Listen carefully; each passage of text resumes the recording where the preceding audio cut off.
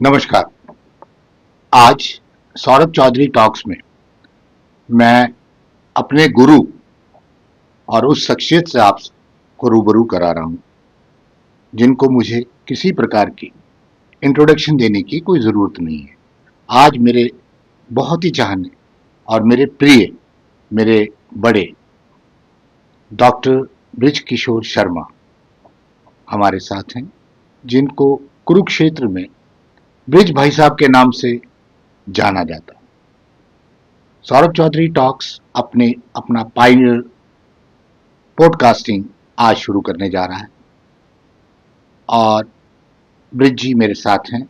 जैसा आप जानते हैं, एक अलुमनाई कुरुक्षेत्र विश्वविद्यालय के, और आज के दिन उनका शिक्षा विभाग में रहकर उन्होंने अपना जो बेसिक जॉब उन्होंने की वो एजुकेशन डिपार्टमेंट में रही, और उसके बाद जब वो उस रिटायरमेंट के बाद वो आए तो उन्होंने इस दौरान एक बड़ी यात्रा अपने थिएटर्स के साथ और अपनी लेखनी के साथ लोगों तक वो रूबरू रहे।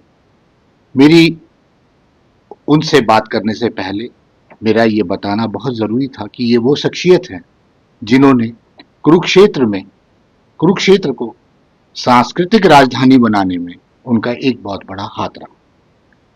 तो मैं सबसे पहले ब्रिज जी को मेरी ब्रॉडकास्टिंग के पहले एपिसोड में मैं उनको बहुत बहुत नमस्कार करता हूं, और ब्रिज जी आपका स्वागत है। सौरभ भाई धन्यवाद। और आपने ये शुरुआत की है, पहले आपको बहुत बहुत शुभकामनाएं और बधाई। और आपने मुझे इस काबिल समझा है कि मैं अपनी बातचीत रखूं जो मेरे पास जिंदगी में रहा है, जो मेरा अनुभव रहा है, तो मैं पूरी ईमानदारी से अपनी बात रखूंगा। आप देखते हैं आप क्या बात करते हैं, और उसका मेरे इस बात जो जवाब सटीक है वो मैं देने की पूरी कोशिश करूंगा। नहीं, इसमें कोई मैं देखिए बात क्या है पॉडकास्टिंग की, मुझे ऐसा लगता है कि अब तक इंटरव्यूज और आपकी लेखनी आपके बारे में लिखती रही या चीज़ें चलती रही। मेरा इंटरेस्ट ये है कि ब्रिज जी, मुझे सिर्फ पहले मैं आपको वहाँ ले जाना चाहता हूँ कि आपका स्कूली शिक्षा और उसके बाद विश्वविद्यालय की शिक्षा, उन दोनों चीज़ों को आप किस तरीके से, किस नज़रिए से, खास तौर पे जब आप कुरुक्षेत्र जो कि एक शिक्षा का हब माना जाता है, वहाँ पे रहते हुए आपने किस प्रकार ग्रहण किया, और आपके अनुभव क्या है इस विषय में, थोड़ा सा आप मेरे साथ साझा करें और लोगों के साथ साझा करें। स्वामी, असलियत ये है कि किसी व्यक्ति का जो विद्यार्थी काल रहता है, तो शुरुआत वो जैसा ऐसा हमारे समय में ऐसा होता था कि माता पिता जैसे गाइड करते हैं कि आपने यहाँ स्कूल में जाना है, आपने वहाँ रहना है। तो पिताजी क्योंकि जॉब में थे, तो मैं 8वीं कक्षा तक तो पानीपत में रहा और वहाँ स्कूली शिक्षा ली मैंने। और उसके बाद हमारे जो बहन थे वो पूंडरी थे, तो 9वीं और 10वीं मैंने वो गांव में शिक्षा ग्रहण की है। अच्छा। और जो ये सांस्कृतिक कार्यक्रमों का जो सिलसिला था, मैं जब पानीपत स्कूल में था, 7वीं कक्षा की बात है, मैं 26 जनवरी 15 अगस्त पे मेरा कोई आइटम नहीं हुआ करता था। अच्छा। मैं सिर्फ हारमोनियम उठा कर लेके जाया करता था। क्या बात, क्या बात। और उसके बाद जब मैं पुंडरी में आया, यानी कि अपने बहन के पास, तो वहां भी क्या हुआ कि थोड़ा आवाज में गाता था। तो पहले ही जो हमारे मुख्य अध्यापक थे उन्होंने कहा कि आप प्रार्थना में आप प्रार्थना करवाया करेंगे बच्चों को।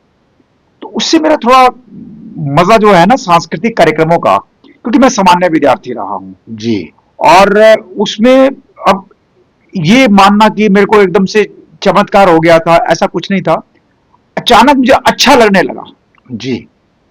तो जब वहां पे वार्षिक उत्सव हुआ, तो मेरा ऐसा रहा कि क्योंकि प्रार्थना का मेरा सिंगिंग का था एक्सपीरियंस, तो मैं सिंगिंग में, एक्टिंग में, एंकरिंग में लगभग हर चीज में पार्टिसिपेट मैंने किया। अच्छा। और मुझे तब भी कोई इल्म नहीं था कि मेरे अंदर ये प्रकार की जागृति है, मैंने कुछ बनना है या करना है। बहरहाल 10वीं पास के बाद पिताजी ने कहा अब कोई नौकरी की तलाश। लेकिन अच्छा। उन्होंने मुझे पढ़ाया, क्योंकि वो आईटीआई में थे, तो मैंने आईटीआई में जाके स्टेनो का काम शुरू किया, स्टेनो की पढ़ाई शुरू की। अच्छा। 1 साल के बाद तो मेरे पिताजी का जल्दी देहांत हो गया। हम्म, तो मेरी माँ मुझे कहने लगी कि बेटे, हम कुरुक्षेत्र में आ गए थे, अच्छा अच्छा। कि बेटे अगर तूने पढ़ना है ना हम्म, तो तेरी इच्छा है, मैं पढ़ाऊंगी तुझे। अच्छा। तो हम 5 भाई थे, 2 सिस्टर्स थी। बहरहाल मैं यूनिवर्सिटी कॉलेज में गया जी। फर्स्ट ईयर में, सेकेंड ईयर में मैंने किया, थर्ड ईयर में मैं सामान्य था बिल्कुल। तो मुझे अचानक इस चीज का शौक नजर आया कि मुझे एक्टिंग करनी चाहिए। और मैं ये बताना चाहूंगा कि हमारे गुरु होते थे, मेरे गुरु बहुत मुझे बहुत प्रिय हैं और थे, डॉक्टर पी एन कपूर। वो इंचार्ज थे वहां पे। तो जब मैं सेकेंड ईयर में ऑडिशन देने गया, मैं बिल्कुल एक साधारण से साधारण बच्चा था, अच्छा। बल्कि शर्माता था मैं। स्कूल में मेरा कॉन्फिडेंस लेवल 0 था, कॉलेज में। तो पीएन कपूर जी वहां पे 50 लोग, लड़के लड़कियां बैठे हुए थे, तो मैं लड़कियों को देख के घर आ गया। अच्छा। और उन्होंने कहा कि आप भी इंटरव्यू देने आए हैं क्या, आप ऑडिशन देने आए हैं? मैंने कहा हाँ, मैं भी। इस तरह से मैं लड़खड़ा के बोला।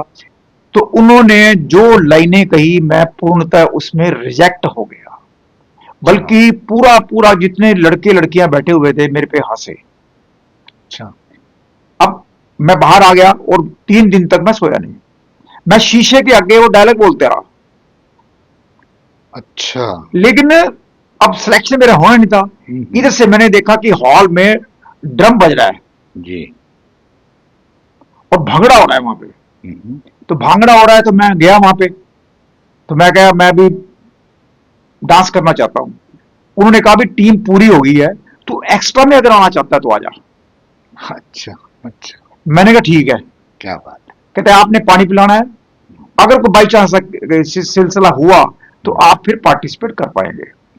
तो मैं लगभग 1 महीना मैंने पानी पिलाया, चाय वगैरह लाता था मैं, और अकेला ही बैठा रहता था मैं सिर्फ। और लड़के लड़कियां जो डांस करते थे, मैं छुप के एक्शन किया करता था कि मेरी कोऑर्डिनेशन कैसी है, मैं कैसे कर सकता हूं। क्या बात है। हालांकि मेरे एक्सप्रेशंस बहुत गंदे होते थे, क्योंकि मैं ये नहीं समझता था कि ऑडियंस के सामने था। अचानक हम्म, एक लड़का बीमार हो गया हमारी टीम में से। ओके। तो उन्होंने मुझे कहा चल तू खड़ा हो। मैं कहा मैं जी, हाथ अनु आखिया। हम्म, ਬੰਦਾ ਜਿਹੜਾ ਸੀ ਮਤਲਬ ਉਹ ਕੀ ਕਹਿੰਦੇ ਆ, ਜਿਹੜਾ ਸਾਡਾ कोच सी वो पंजाब तो आया है। अच्छा। उसने मुझे कहा और मैं खड़ा हो गया जी। वहां से मेरा सिलसिला शुरू हुआ नृत्य का। ओके। उसमें जब आत्मविश्वास बढ़ा और पीछे से मैं 2 बोलियां भी बोल गया पंजाबी में। Very good. फिर क्या हुआ कि यूनिवर्सिटी कॉलेज में ही हरियाणा डे था, वहां पे ग्रुप सॉन्ग में भी मैंने पार्टिसिपेट कर लिया। क्या बात है। इंटरेस्टिंग। वो शोभना रावत बहुत टैलेंटेड लड़की हमारे साथ थी जी, ब्यूटीफुल इन ऑल वे। मतलब आप ये मानेगा कि वो मास्टरपीस थी हमारे यहाँ। जी उससे मैं डरता था, जी। लेकिन उसने मेरा कॉन्फिडेंस बढ़ाया। ओके। मैं ग्रुप सॉन्ग भी किया, डांस भी किया, और बीए फाइनल में फिर मैंने सिलसिला दोहराया, लेकिन मैं एक्टिंग में फिर भी सिलेक्ट नहीं हो पाया। लॉ में एडमिशन लिया। लॉ में एडमिशन के बाद ये कहना कि मैं बड़ा कर्म करता था, बड़ा मेहनती था, ये अभी तक कोई मेरे जहन में बात ये नहीं थी। बस एक चल चल चल चल चल चल चल वाला सिलसिला था। जी जी। अगर ये कहे कि मैं बड़ा, मेरा फोकस था, टारगेट था, 0। हम्म। बस ये बात ब्रिज जी मुझे बड़ी बढ़िया लगी कि ये जो होने चाहिए जीवन के टारगेट के बगैर कुछ भी नहीं होता। ये आप भी मानते हैं और आपको भी लगा, और आपने ये जो बात करी मैं उसी में से अपनी बात को आगे लेके जा रहा हूँ। टारगेट जरूर होना चाहिए, पर उसमें पैशन भी होना चाहिए। पर उसके कारण दबाव अपने पे आ जाए, उसका एक मेरे को लगता नहीं है उससे आप रिजल्ट निकाल पाते हैं। तो अगर आप उसको ईज कर लें, आपका क्या मानना है कि अगर उस दबाव को ईज कर ले तो शायद जो आप करना चाहते हैं वो शायद आप पा भी जाए? क्या ऐसा मानना है आपका? ये ऐसा है जी, देखो पता क्या है सौरभ भाई, इसमें ये चीज होती है कि आदमी की जो, जिस भी व्यक्ति की बात कर रहे हो, मान लो उसको होना चाहिए, उसमें एक टारगेट होना चाहिए, फोकस होना चाहिए। ये बहुत ही हमारे समय में ऐसी लेवल की बातें नहीं थी, जी। क्योंकि हमारे यहाँ कोई कल्चरल का फील्ड नहीं था भी हमें ये बन के ये बनना है या वो करना है। जी। हमें तो नौकरी से मतलब था, अच्छा अच्छा। और ये हमें अच्छी लगती चीज है, सिर्फ और सिर्फ टारगेट सिर्फ नौकरी, क्योंकि पृष्ठभूमि भी सामान्य। तो और क्या कहते हैं उसको, ये सिर्फ ये था कि नौकरी मिल जाए और चल रहा है, काम चल रहा है, अच्छा लगता था बस। अगर ये टारगेट भी बहुत सालों के बाद बना, क्योंकि मैं कॉन्फिडेंस नहीं गेन कर पाया था, Okay. क्योंकि मेरा कोई भी वालिवार्स या माई बाप नहीं था यूनिवर्सिटी में जिन्होंने मुझे कोई ऐसा कि पावर दी है, तू कर यार मैं तेरे साथ हूं, नो, कोई भी नहीं था, मैं अपने आप ही चला जाता था। ब्रिज जी, मेरा सवाल यहाँ से एक और, ये जो कॉन्फिडेंस का लेवल है, आपने तो गेन किया ही किया, और आज के संदर्भ में आपको पता है कि आज टेक्नोलॉजी बहुत बड़ा रोल प्ले कर रही है, उसके ऊपर एक बहुत बड़ा एक टूल आर्टिफिशियल इंटेलिजेंस का भी बीच में आ गया है, चीजें आ रही हैं, सपोर्टिव हैं, लेवल ऑफ कॉन्फिडेंस जनरेट भी किया जा सकता है। पर इसके अलावा मैंने आपको बहुत लोगों को उनका इन्फ्लुएंस करते हुए देखा है, आपने एज इन्फ्लुएंसर भी काम किया है, मैं क्योंकि बहुत सारे एग्जाम्पल जानता हूं। तो आपका क्या मानना है कि मैं, क्योंकि मेरे साथ लोग जुड़े हैं, दर्शक सुन रहे हैं, ये कॉन्फिडेंस का लेवल जनरेट करने के लिए आप ऐसा क्या मॉडल कहते हैं या क्या ऐसा करना चाहिए जिससे आज के बच्चों, आज सभी को, जो इंट्रोवर्ट है, खासतौर पे एक्सट्रोवर्ट की उसकी तो एक्सप्लेनेशन अलग है, जो इंट्रोवर्ट है उनको क्या करें, क्या करना चाहिए, अगर कुछ शब्दों में आप ये बता सके तो मेरे ख्याल से ये इंफॉर्मेटिव भी हो जाता है। देखिए सौरभ भाई, मैं 40 वर्ष मैंने स्टेज किया है, रेडियो किया है, मैं एक से आर्टिस्ट हूँ, और मैंने 25 साल 26 जनवरी, 15 अगस्त, गीता जयंती और डिफरेंट स्टेज से मैंने काम किया। नेशनल लेवल में 2 टाइम बेस्ट प्ले रहा, हमारा राइटर रहा। जी। मतलब ये मानिएगा कि मैंने कितने कॉलेज स्कूल्स में काम किया, थिएटर को लेके किया, और उसके बाद मैं पर्सनैलिटी डेवलपमेंट के फील्ड को मैंने चयन किया, जी। क्योंकि मेरे पास शब्दों का भंडार आ गया। वो अभ्यास जो था ना, अभ्यास, मैंने कभी इस मामले में सबसे पहले जो रखा चीज को, ये सबके लिए है कि अहम जो शब्द है ना, ईगो जो है ना, कुछ बनना, आदमी, हम अगर मुझे ये कहे कि तू बन गया है, आज भी मैं नहीं बनाऊं, वेरी। सबसे पहली बात तो ये है। और दूसरा है, अगर आप नम्रता रखोगे, आप, ठीक अर्थ है। ये नहीं है, नम्रता अगर आपके अंदर, एक तो बेसिक क्वालिटी होती है आदमी की, जी। मेरी बेसिक क्वालिटी में से है, जी। और काम करना मेरी बेसिक क्वालिटी में से है। जी। मुझे एक रत्ती भर भी दुख और दर्द या परेशानी नहीं होती, मैं हार्ड वर्क करता हूं। अगर मैं 18 घंटे भी काम करता हूं, मुझे ये नहीं मैं कहता थक गया हूं। जी। सर्दी गर्मी का मेरे लिए कोई अर्थ नहीं है। जी। एक मेरी ये डेवलप्ड पर्सनैलिटी है, जी। और ये डेवलप पर्सनैलिटी बनती है आदमी को जब तक जितना काम करे किसी फील्ड में, जी। जितना काम करे, ये देखना कि फेल है या आपका सक्सेस नहीं मिली या फेलियर हो गए हो, लोग क्या कहेंगे, इन चीजों का कोई भी अर्थ नहीं है। आप खुद में ही पावर है। अगर आप में खुद की पावर जनरेट नहीं कर पाए, और उसका एक ही तरीका है, अभ्यास, अभ्यास, अभ्यास, लोगों से कांटेक्ट, नम्रता, और पैसे का लालच ना करना। क्या बात, मुझे ऐसा लग रहा है कि ब्रिज जी आप मुझे वहां ले जा रहे हैं जहां से ये धरती मानी जाती है कि कर्म करते रहिए, फल की इच्छा को आपने कहा अभ्यास, कर्म की इच्छा नहीं, पर वो अभ्यास जारी रहना चाहिए। मैं उसको वहां कंक्लूड करता हूं, जहां तक मुझे उस उपदेश से आपकी बात को अगर जोड़ना हो। एक बात, अब मुझे ऐसा लगता है कि ब्रिज जी, क्योंकि आपका दोनों तरीके का एक कॉम्बिनेशन रहा है, आप यहाँ भी रहे, आपने बहुत समय लगाया, और अब आपके दोनों पुत्र जो हैं विदेश में, ऑस्ट्रेलिया में सेटल हो रहे हैं, एक सेटल हो गया है, और आप मेरे ख्याल से निरंतर प्रतिवर्ष काफ़ी समय ऑस्ट्रेलिया में लगाते हैं। तो मैं क्योंकि आप वहाँ से अभी आए हैं और मैंने आपसे समय मांगा, तो मेरा कुछ मानना ये है कि हरियाणा से बहुत लोग ऑस्ट्रेलिया गए हैं, और ख़ास तौर पे कि जहाँ से, जिस धरती से मैं गीता स्थली से बिलोंग करता हूँ, यहाँ से बहुत बच्चे आज वहाँ पे सेटल हुए हैं। तो आप वहाँ जाते हैं, क्या आप मुझे इस तरह की चीज़ बता सकते हैं, क्योंकि एक ये सांस्कृतिक केंद्र है हरियाणा का, कुरुक्षेत्र, तो उसका कुछ रिफ्लेक्शन आपको वहाँ देखने को मिल रहा है, या आपने देखा या अनुभव किया, उस विषय पे अगर आप ब्रिज भाई थोड़ा सा बताएंगे तो हमें बहुत अच्छा लगेगा। देखिए सौरभ भाई, ऐसा है कि ये निश्चित है कि विदेश में जो कर्म का सिद्धांत है, वह हर एक को करना करना करना और करना ही पड़ेगा, चाहे कोई बालक है, चाहे कोई महिला है, चाहे कोई पुरुष है, चाहे बुजुर्ग है। सबसे पहली बात तो ये है काम। दूसरा क्या है कि अगर जहां तक आपने कहा कि बच्चे वहां पे जो विदेश में जाते हैं, मैंने हजारों लोगों से बात की, मैंने रूबरू हुआ, अच्छा। मैं 3 और 4 बार गया।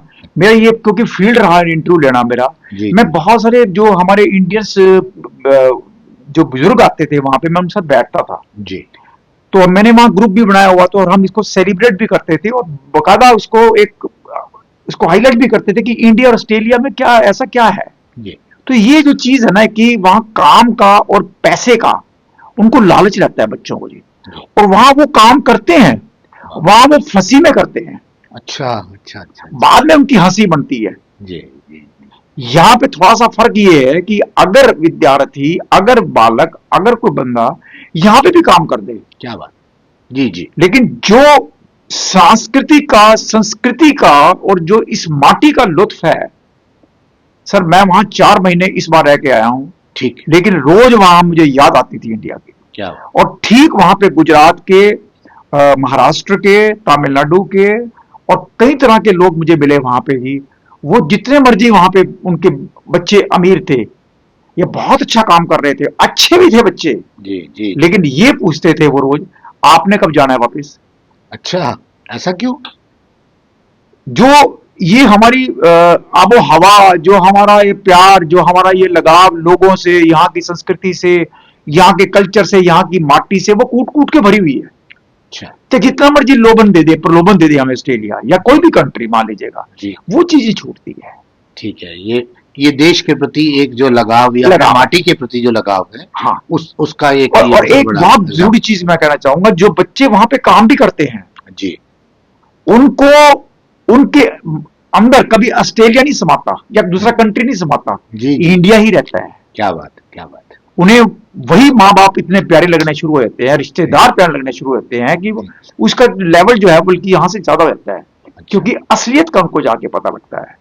ठीक ठीक। और दूसरी बात आपने की कि हरियाणवी कल्चर की, जी तो देखिए वहां बहुत अच्छे लोग हैं, जी। और ऐसा नहीं है कि वहां पे किसी की रोक टोक है कि आप अपने कल्चर को नहीं उभार सकते हैं। अच्छा। और खूब वहां पे ग्रुप है जी। ऑस्ट्रेलियन हरियाणवी एसोसिएशन के नाम से, अच्छा। और उन्होंने यही सी हरियाणवी कल्चर को लेकर बहुत से कार्यक्रम करते हैं, तीज भी मनाते हैं, वो लोग होली भी खेलते क्या हैं। बात है। इस तरह से डिफरेंट कोचिंग सेंटर्स बने हुए हैं जहाँ हरियाणवी डांस भी सिखाया जाता है, क्या बात है, क्या बात है। अच्छा अच्छा अच्छा और अच्छा। खूब बजते हैं गीत वहां तो पे। आप ब्रिज जी कहाँ थे? मेलबोर्न में थे या सिडनी में? मैं सिडनी में था। अच्छा, आप सिडनी में थे। ठीक ठीक ठीक ठीक। आप तो मुझे सौभाग्य मिला कि मैं आहा ग्रुप था, सेवा सिंह जी उसके प्रधान हैं, बड़ी मेहनत से वो लोग काम करते हैं और उनका डेडिकेशन गजब है, और प्योर हरियाणवी संस्कृति की बात करते हैं और प्योर हरियाणवी ही बोलते हैं, उसमें गर्व करते हैं वो। जी।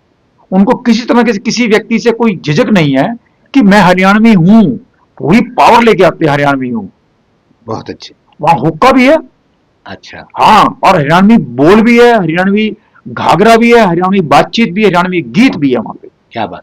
पर ब्रिज जी, क्या मुझे आप ये बता पाएंगे, ये तो आपने, क्योंकि हम हरियाणा से जुड़े हैं, हरियाणा की स्थली से हैं, क्या कुछ और प्रदेशों के भी इस तरह के लोग या प्रदेशों के लोग इस तरह से एसोसिएशंस या उस तरह की काम कर रही हैं जिससे एक पैन इंडिया इमेज भी वहाँ क्रिएट होती है, या जिसे कहते हैं कि पूरे भारत की संस्कृति का एक कोई दृश्य देखने को मिलता है, ऐसा कुछ? 100%, 100%। अच्छा।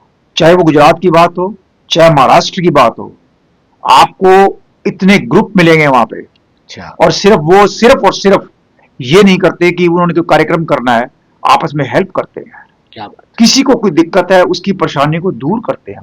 अच्छा। अगर आपका कोई व्यक्ति बीमार है, कोई दिक्कत है, कोई पूछताछ करनी है कि ये व्यक्ति कहाँ मिलेगा, या प्लम्बर कहाँ मिलेगा, पानी वाला कहाँ मिलेगा, सारे के सारे वो ग्रुप आपस में काम करते हैं। ठीक ठीक। और बुजुर्गों को इतनी इज्जत देते हैं, और उनके लिए वहां पे ओल्ड एज सेंटर्स भी बने हुए हैं, वो वहां जाते हैं। मैं भी 3-4 जगह गया हूँ वहां पे। ठीक है। अब मैं ब्रिज जी, ऑस्ट्रेलिया से मैं दोबारा भारत की ओर मुड़ता हूँ। आपका, मुझे ये जानना बहुत ज़रूरी है क्योंकि आपका एक बहुत बड़ा एक्सपोजर थिएटर से, स्टेज से, खास तौर पे यूथ फेस्टिवल्स पे मैंने देखा कि आप बहुत काम करते हैं, और कुरुक्षेत्र विश्वविद्यालय बहुत समय से एक अपनी प्रतिष्ठा बनाए हुए है, काम कर रही है। तो आपका अपना अनुभव, बहुत सारी जनरेशन्स के साथ आप काम करते चले आ रहे हैं, तो आप ये क्या बता सकते हैं कि आपके टाइम के स्टूडेंट्स की जो प्रतिभाएं थी और आज के टाइम के स्टूडेंट्स की जो प्रतिभाएं हैं, उनमें कुछ अंतर या उनका सीखने का स्टाइल या आपने कुछ परिवर्तन आप अपने थियोरेटिकल जो सिस्टम में कुछ आप ले आ पाए हैं और उनका रिफ्लेक्शन कौन कौन सी जगह आपको देख पा रहे हैं, इस तरह की कोई बातचीत आपने अनुभव की हो तो वो हमसे जरूर साझा करें। देखिए सौरभ भाई, मैंने ज्यादा नहीं तो 10-15 हजार बच्चों को सिखाया है ये, क्या बात। थिएटर के साथ साथ और विधाओं को लेकर भी, और यूथ फेस्टिवल्स के साथ साथ स्कूल्स, कॉलेजेस, और 20-25 कॉलेजेस और स्कूल्स मैंने कवर भी किए हैं इन्हीं के दौरान भी। लेकिन ये बात निश्चित है कि पहले विद्यार्थियों में आज के विद्यार्थियों में एक अंतर जरूर है, और वो अंतर ये है कि आज का विद्यार्थी जल्दी बड़ा बनना चाहता है, और आज का विद्यार्थी इतना अपने आप को लॉजिकल पेश करता है, वो कोशिश करता है कि मैं ठीक हूं, हालांकि इंटेलिजेंट है। जो मैं बात कर रहा हूं 89 से मैंने ड्रामा शुरू कराया था कोचिंग यूटीडी से, अच्छा। 1989 से।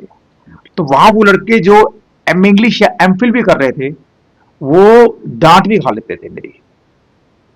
उसके बाद मैं 15-20 साल कराता रहा काम वहां पे कॉलेज वगैरह में भी। तो ये रहा, लेकिन फिर भी ऐसी बात नहीं है कि आज बहुत ज्यादा लड़के कोई बदतमीज हो गए हैं, ऐसी बात बिल्कुल मुझे नजर नहीं आई है। Okay. मैंने उनको टैकल किया सबको, ठीक है। और मुझे टॉप पर रिस्पॉन्स दिया उन्होंने। ठीक है। क्योंकि आज जो है ना, ड्रामा जो है, ये थिएटर जो है ना, वो आदमी को इतना कॉन्फिडेंस लेवल देता है। जिन्होंने ड्रामा कर लिया ना, थिएटर कर लिया, स्टेज कर लिया, सांस्कृतिक कार्य में भाग ले लिया, वो जीवन सीखते हैं जी। हाँ, ये अगर बात आपने एक्चुअल बड़ी में अच्छी जिसने कही। प्यार कर लिया उससे, ये एक जीवन पद्धति है। पद्धति है जी। और इसका एक और कारण है सर, जो इस बात के वहम में आ गया कि मुझे आ गया है ये तो, और बहुत सारे बच्चों ने ऐसे किया। मैं सिखाता था बीच में से निकल के और करके, फिर किया किसी ऐप में पढ़ के, उनको लगा कि हम एनएसडी काबिल हैं, फिल्मों काबिल हैं, उन्होंने अपनी जिंदगी को बर्बाद भी किया है। अच्छा। हमारे टाइम में, यानी मेरे टाइम का मतलब ये नहीं अब की बात है, अब पहले मैं बच्चों को ये सिखाता था कि आपको सबसे पहले अपना परिवार का सदस्य बन के गलत काम नहीं करना है, और ये वहम नहीं करना है कि आपको एक्टर बनना है बॉम्बे जाके। काबिल हो तो बनो जी। रोहित सरदाना जी में काम किया, उसने आज तक में काम किया।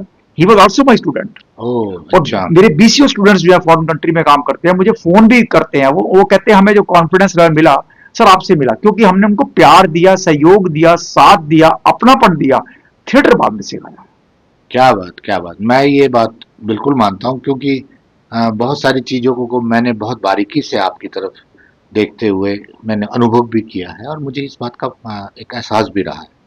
और मैं समझता हूँ कि ये आज, क्योंकि आज की इस कड़ी में आप मुझसे जुड़े, मुझसे आपने इतनी बातें करी और अपने दिल की बात रखी।